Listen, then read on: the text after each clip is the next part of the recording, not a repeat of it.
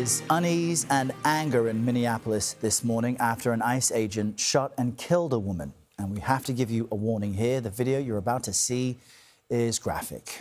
You'll see an ICE agent stopping a red SUV yesterday.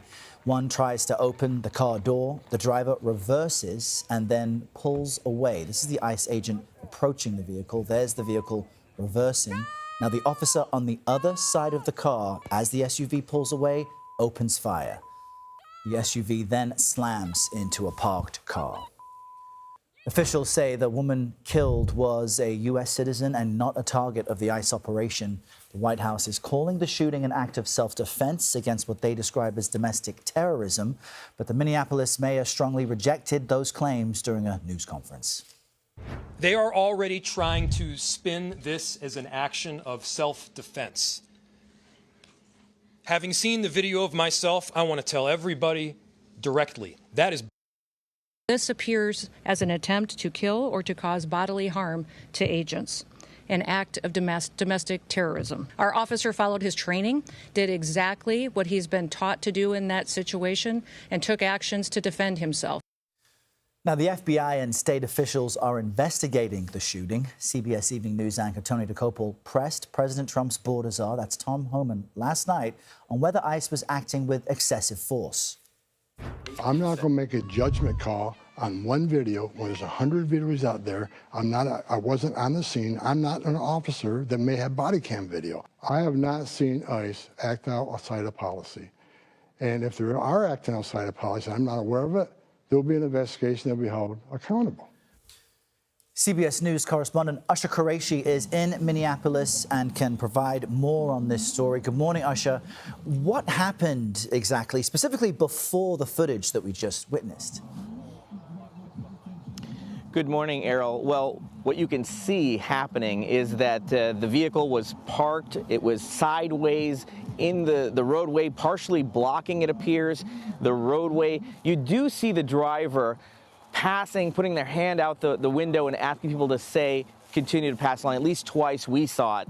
And one car passes before an agent gets out of a vehicle, walks up to this person's car and tries to open the door before she reverses and then starts to drive forward. And as she's driving forward, another agent is seen at the front end of that vehicle opening fire. And as she pulls past him, he continues to fire. And then she crashes into a vehicle a short while down the road. Errol. And what do we know about the victim and the ICE agent involved, Ash-har? Well, the victim has been identified as a 37-year-old. Her name is Renee Good. She was a U.S. citizen. City leaders say that she was a legal observer monitoring federal activity. At the time, she was not the target of any ICE arrest. Now, as we mentioned, she was shot in that first incident right there when she was driving. She was shot in the head. She was taken to Hennepin County Medical Center where she was pronounced dead. As far as the ICE agent that is involved in this situation, he has not been publicly named, Errol, and two federal sources tell CBS News that he's part of an ICE enforcement and removal operations team. DHS Secretary Kristi Noem said the agent was also taken to the hospital and then released. We heard from the border czar, Tom Homan, in saying that he needs to see more footage. He's not exactly ready yet to determine if this was a use of excessive force, but local officials seem to have seen enough already. How are they reacting to this? Right, absolutely. As we've heard from Mayor Fry, as we've heard from Governor Walz, Mayor Fry says, don't believe this, what's being presented here. They don't believe that there was an imminent threat in that video. Governor Tim Walz, as you mentioned, has said that this is propaganda. They say that what's happened here is clear, that vehicle was not being weaponized. This was a citizen who was trying to leave the area, and that the use of force was unnecessary and beyond what was reasonable. All right, Ash-har Quraishi live for us there in Minneapolis. Ash-har, thank you. CBS News correspondent Natalie Brand joins us from the White House with more on this. Natalie, what is the reaction from the administration to this shooting death? Good morning, Errol. We're learning some new reaction from the president himself in a new interview with the New York Times. He called it a terrible situation, but argued that the woman was at fault. In one quote, he said, "I want to see nobody get shot. I want to see nobody screaming and trying to run over policemen either." Now, his comments echoed what he had also posted on social media, saying that he viewed a clip of the incident and alleges the woman, quote, violently and willfully ran over the ICE officer, who he said seems to have shot her in self-defense. He says the situation is being studied in its entirety, but blamed the radical left for threatening and targeting law enforcement and ICE officers. Now, Minnesota's Democratic senators are pushing back. Senator Amy Klobuchar called this the result of the administration sending federal agents into the streets against the wishes of local law enforcement. She also said she's deeply concerned that the statements made by DHS do not appear to reflect video evidence and on-the-ground accounts. Senator Tina Smith, speaking to reporters, also said she says it's hard to see, in her view, the evidence in the video that the woman rammed ICE agents, and she called for ICE to leave the state. Take a listen. I wish they would just leave us. I mean, seriously. When do things stop being about politics and start being about actual human decency? And so, I mean, I'm sure we can all hypothesize on what all their political reasons are. But meanwhile, a woman died being shot in her car, and everything that they're doing is making it worse and not better.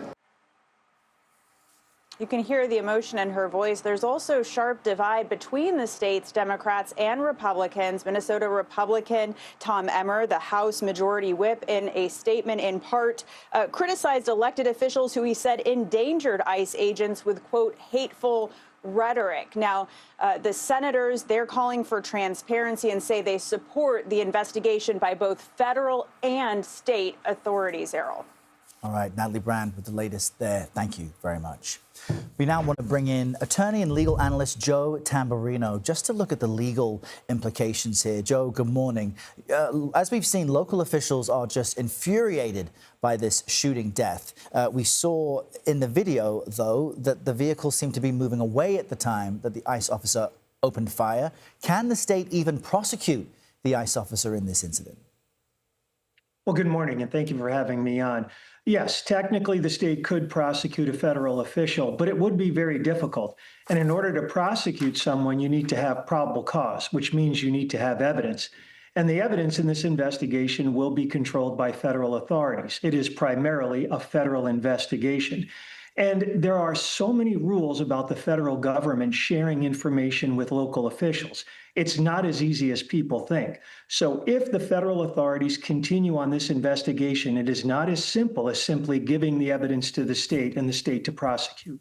Now, we've heard already Senator Amy Klobuchar say that the statements don't reflect the video evidence. The administration, though, is describing this as domestic terrorism. What difference might that designation make in this case? Well, let's just say that anyone who thinks they know what exactly happened here is prejudging the situation and jeopardizing the investigation. There are probably dozens of videos in this case. I can tell you just by looking at one video, there are dozens and dozens of witnesses. All of the police officials have to be interviewed. We have no idea if any of them were wearing body-worn cameras. We have to go over ICE policy on use of force. There are so many aspects to a police use of force investigation.